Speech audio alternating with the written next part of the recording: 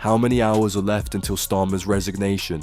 Moments ago, JD Vance launched a public attack that could completely destroy the British Prime Minister's career. Now in Britain, they are jailing citizens just for an opinion on the internet. Let's break down the numbers. In just 1 year of Starmer's rule, more than 12,000 people have been arrested for posts on Twitter and Facebook. We also know that there have been infringements on free speech that actually affect not just the British, of course, what the British do in their own country is up to them, but also affect American technology companies and by extension American citizens. We've had free speech for a very, very long time in the United Kingdom, and Directly inside the White House, Keir Starmer faced a fierce attack from the Trump administration. The new UK restrictions on free speech directly undermine US national security. So what is the core of this scandal? Just before, Starmer threatened Twitter with a brutal crackdown for refusing to comply with the new online laws. And instantly, Twitter owner Elon Musk fiercely refused to comply with this so-called blatant censorship. Now, the American platform faces a potential fine of up to £290 million. On top of that, Twitter has come under aggressive British surveillance for online offences committed by local citizens. People being thrown behind bars in the UK, even for tweets that they have deleted, with longer prison sentences than people who've committed actual physical violent crimes. Yeah, I mean, it's an incredible story. I mean, there's a woman that's in prison for 31 months, which is 4 months longer than a child rapist is in prison. And what all she did was have a tweet up for 4 hours that she ended up taking down.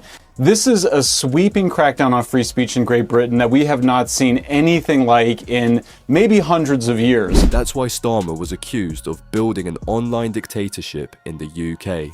In his defense, he claimed, "The new online laws merely ensure safe internet usage in Britain." But the opposition's reaction was immediate. Nigel Farage backed the Trump team's position.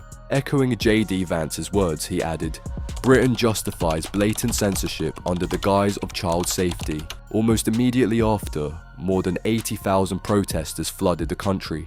From London to Birmingham, waves of citizens demanded Starmer's immediate resignation. And this is where JD Vance could no longer hold back. Everybody in the UK who rejects that idea, it's okay to want to defend your culture. It's okay to want to live in a safe neighborhood. It's okay to want your job to go to yourself and your neighbors and not to a stranger who you don't even know. It is reasonable. Broadcasting live to the entire world, JD Vance effectively endorsed the British protesters for radical change. It's okay to defend your culture and live in a safe neighborhood without strangers. This clip racked up over 8.5 million views in a matter of hours. Starmer's approval rating plummeted, leaving 75% of the British public standing against him. But the most terrifying reality for the British leader is that JD Vance is not just another talking head from Washington. In reality, he is the second most powerful man in the country, right behind Donald Trump.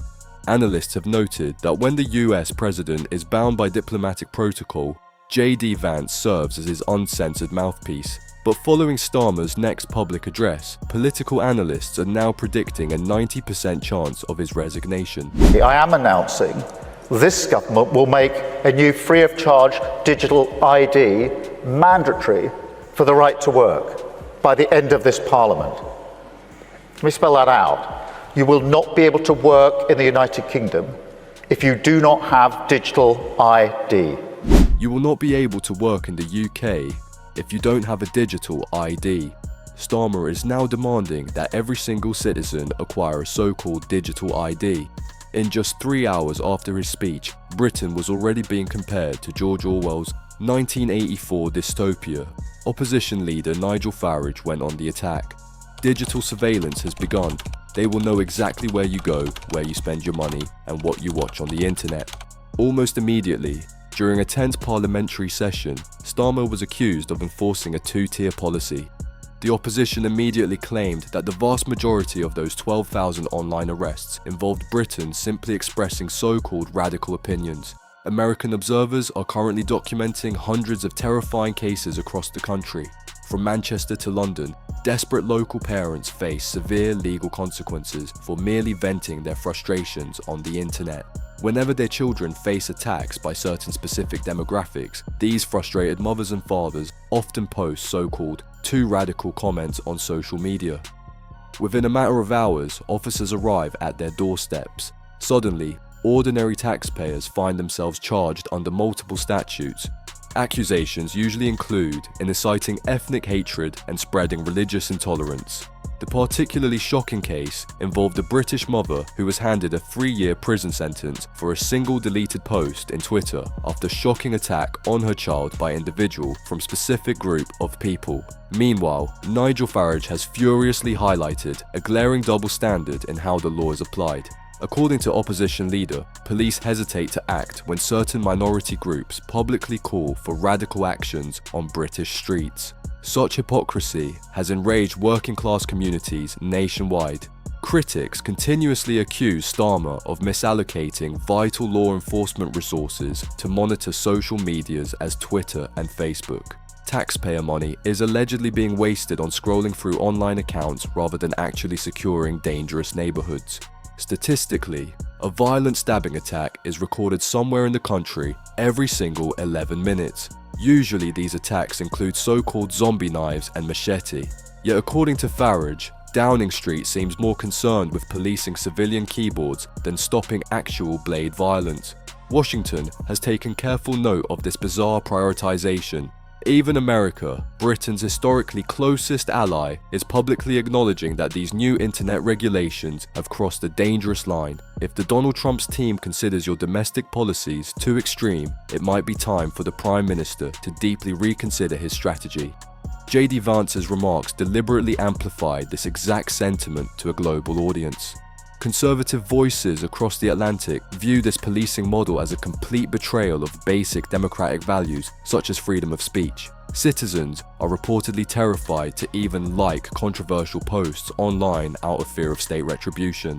Opposition started to call new measures as thought crimes. Critics are now observing that under Starmer's leadership, the United States and Britain have hit their lowest diplomatic point in 2 centuries.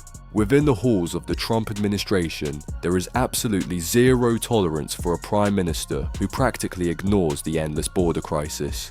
Shocking estimates suggest that up to 1,000 illegal migrants are disembarking from small boats onto British shores every single day. Washington officials reportedly drafted and offered a comprehensive tactical strategy designed specifically to eradicate violent machete gangs terrorizing UK cities.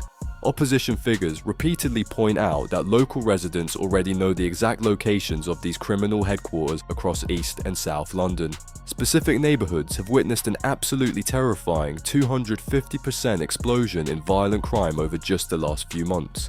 Leaked internal documents prove that authorities possess detailed data regarding the national backgrounds and immigration statuses of those running these machete and grooming syndicates. Armed with such precise intelligence, in a place like Texas, state authorities would have instantly unleashed massive police raids alongside ruthless ICE deportation units. Returning to the grim reality of modern Britain, law enforcement is strictly forbidden from even mentioning a suspect's religion or country of origin. Dedicated removal squads simply do not exist within the current Labour framework. Furthermore, Starmer has publicly condemned the very concept of mass deportations as fundamentally intolerant and contrary to national values.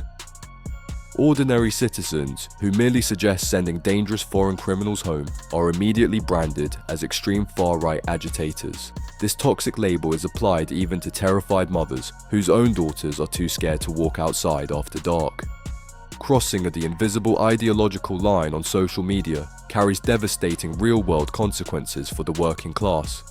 Posting anything deemed too radical against certain demographics guarantees an almost absolute certainty of being fired from your job. Beyond losing their livelihoods, dissenters face a very real probability of spending 3 to 5 years behind bars for hate speech.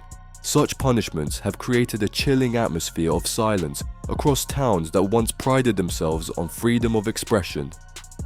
Many analysts argue that the government prefers to aggressively police civilian keyboards rather than confronting the actual cartels controlling the streets. Some American officials look at this bizarre enforcement priority with absolute bewilderment and disgust. JD Vance's recent speeches heavily imply that the White House views London's approach as a self-destroying form of national surrender. To the administration across the pond, prioritizing the feelings of violent offenders over the safety of innocent girls is unforgivable. Frustration is boiling over rapidly among the native population who feel completely abandoned by their elected representatives. Daily news cycles are dominated by horrifying reports of knife crime, yet the powers remain fixated on monitoring digital microaggressions. Nigel Farage says, high-ranking chiefs seem more concerned with raising diversity flags than dismantling the sophisticated grooming networks operating in plain sight.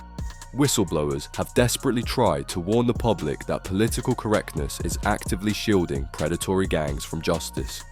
Opposition claims that any attempt to investigate these ethnically homogenous syndicates is routinely blocked by senior bureaucrats terrified of being labelled racist. Consequently, it seems the justice system effectively treats native-born taxpayers as a greater threat than organised foreign criminals. Working-class communities are essentially told to quietly accept the soaring violence as an inevitable part of living in a diverse metropolis. Starmer's refusal to adopt a hardline border policy continues to alienate his most crucial international ally at a terrifying pace. Diplomatic backchannels indicate that Donald Trump personally views the UK Prime Minister's soft-touch approach as pathetic. No serious foreign power respects a nation that refuses to defend its own sovereignty against daily territorial incursions. The sheer financial burden of housing thousands of unvetted arrivals in three-star hotels is already pushing local councils toward bankruptcy. More than £8 million spends on social benefits for arrivals daily. Meanwhile, Indigenous homeless veterans are left sleeping on freezing pavements while the state prioritizes newly arrived young men. Evidently, these blatant two-tier policies have shattered whatever remaining trust the electorate had in the central government. Radical demographic shifts in historic English towns are occurring at a speed that sociologists describe as entirely unprecedented. Instead of addressing the resulting social friction, Parliament is busy drafting even stricter hate speech legislation to silence the victims. Conservative think tanks warn that this explosive combination of mass migration and state censorship will inevitably lead to massive civil unrest. People can only be pushed so far before the fear of imprisonment is outweighed by the desperate need to protect their families. Watching police tactical units arrest a pensioner for a Twitter comment while gang members flaunt zombie knives on TikTok is dystopian. Opposition leaders have capitalized on this widespread anger, pointing out the glaring hypocrisies of today's reality. Their speeches resonate deeply with millions of forgotten voters who watch their communities transform beyond recognition. Every new piece of digital regulation introduced by Downing Street is immediately interpreted as another weapon designed to crush the working class. Global investors are taking note of this deepening domestic instability and pulling their capital out of British markets. How can any corporation safely invest in a country where the rule of law appears to be applied entirely based on political ideology? Restoring public order would require a level of political courage that the current cabinet completely lacks. Following the American model of zero tolerance is the only viable path forward, according to numerous independent security experts. Yet, any suggestion of importing ICA-style tactics is immediately shot down by Starmer's inner circle as culturally incompatible. They remain deeply entrenched in a so-called progressive strategy where open borders and strict internet control somehow brings a social equality. Reality, however, is delivering a brutal wake-up call in the form of soaring crime statistics and international isolation.